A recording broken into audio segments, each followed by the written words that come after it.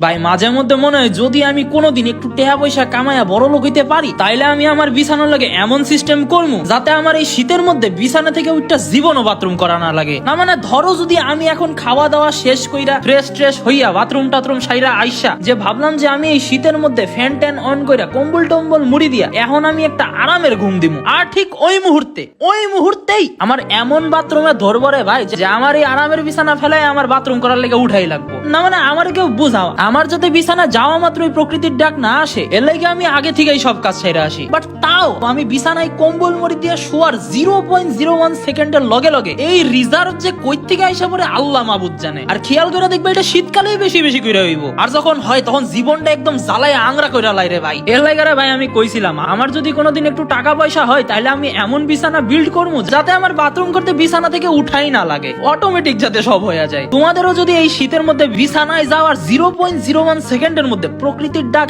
আসে তাইলে রে ভাই আমারে কমেন্টে জানাও। আর তোমরাও যদি চাও যে আমি ফিউচারে এরকম উইন্টার ফ্রেন্ডলি বিছানা বিল্ড করি তাইলে রে ভাই আমারে ফলো মারো। আল্লাহ হাফেজ।